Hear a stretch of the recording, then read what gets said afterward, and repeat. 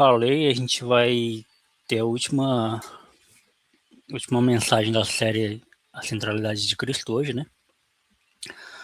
E a gente vai para Hebreus, capítulo 1.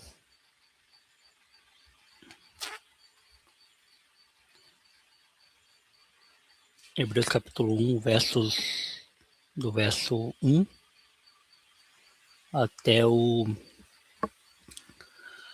A gente vai ler o capítulo 1 todo de Hebreus 1, beleza?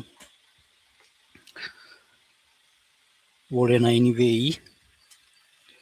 Todo mundo achou? Se achou, dá um joinha. Hebreus capítulo 1. Então, show. Diz assim: no passado, Deus falou muitas vezes e de várias maneiras aos nossos antepassados por meio dos profetas.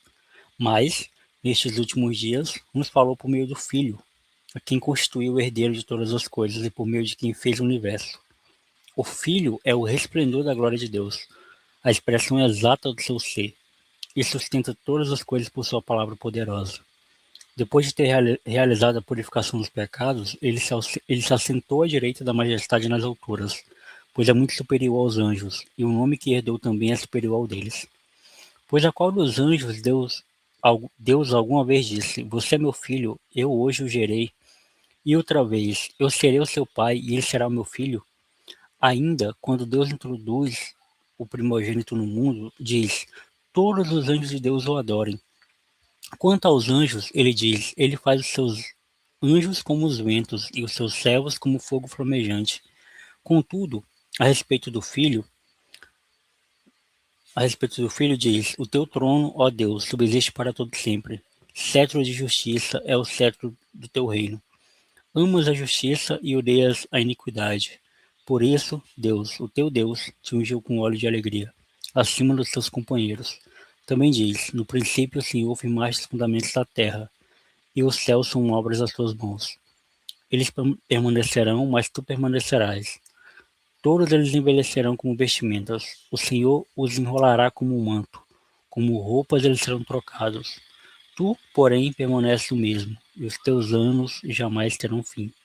A respeito de qual dos anjos Deus alguma vez disse: assente-se à minha direita, até que eu faça dos seus inimigos um estrado para os seus pés. Os anjos não são, todos eles, espíritos ministradores enviados para servir aqueles que hão de herdar a salvação? Hebreus é um livro bastante complicado de entender, de aplicar, porque é um livro muito denso, né? Inclusive até hoje a gente não sabe quem é de fato o autor de Hebreus, né? Tem algumas especulações, mas ninguém sabe de fato quem escreveu o livro de Hebreus. E a matéria de angiologia dentro da teologia também é uma matéria com muita pouca informação. Poucos livros, né? Poucos teólogos que estudaram esse assunto. Mas todo mundo sabe, ou todo mundo pressupõe o que é um anjo, né? Todo mundo, a gente até brinca, né, que a gente tem anjo da guarda, né? O anjo da guarda nos protege. A gente sabe que os anjos foram criados por Deus. Também, inclusive, uma parte deles se rebelaram, né?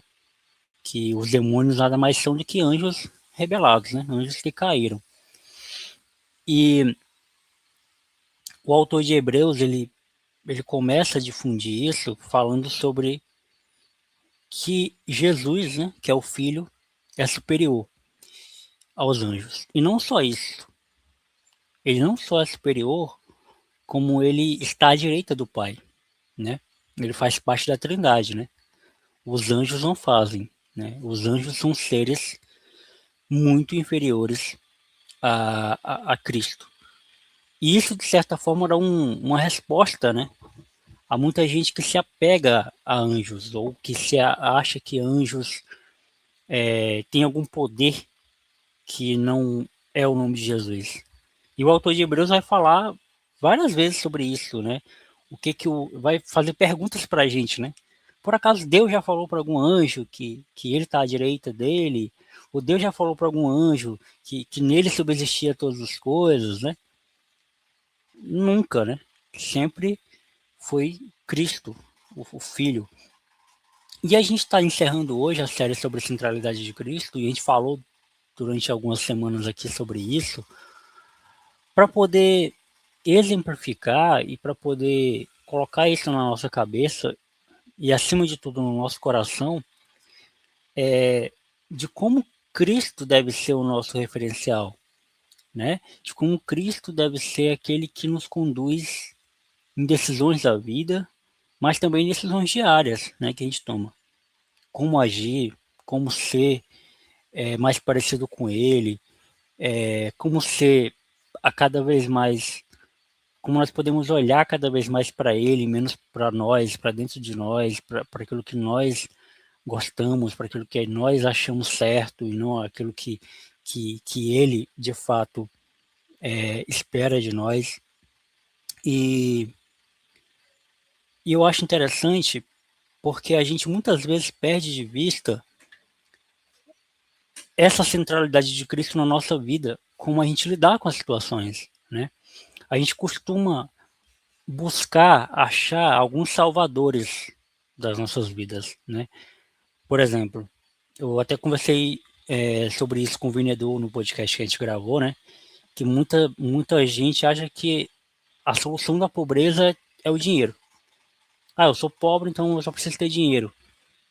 E muitas vezes a gente tem essa pressuposição dentro de nós, que, que soluções para as coisas não são Jesus, não é Cristo, né?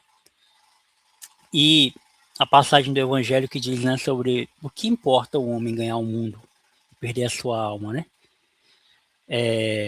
O que importa a gente ter algumas coisas ou substituir certas coisas, roubar o lugar de Deus, porque é isso que a gente faz, a gente tira o lugar do Senhor do nosso coração, que é o lugar que só deve ser ocupado por Ele, e coloca outras coisas no lugar.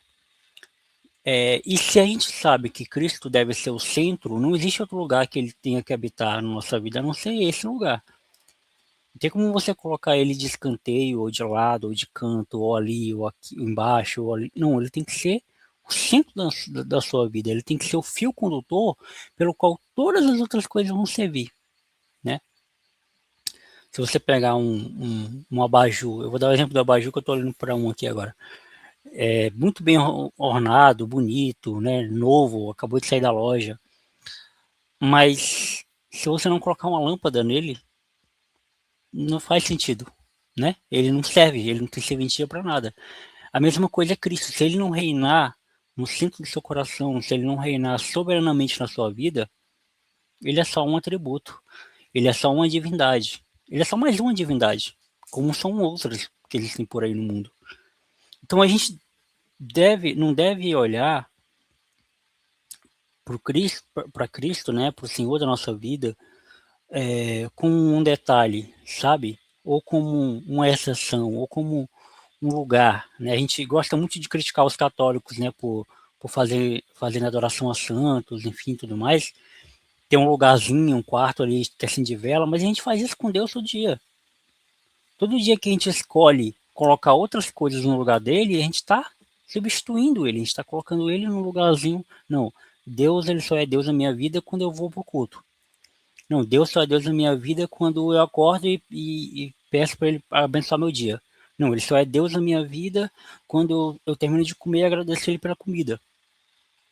Ele não é Deus na minha vida quando eu estou trocando ideia com meus amigos. Ele não é Deus na minha vida quando eu estou namorando, por exemplo. Ele não é Deus na minha vida quando eu estou tomando decisões importantes sobre o que é melhor para mim. E aí, todo o resto perde o sentido. Todo o resto perde o sentido porque ele deixa de ser soberano sobre nós, né? E eu lembro que logo no começo do Adoração Livre, né, que era o antigo projeto que a gente tinha, a gente fez uma camisa, a gente deu o, o logo da camisa mais dele, menos eu pedia, né?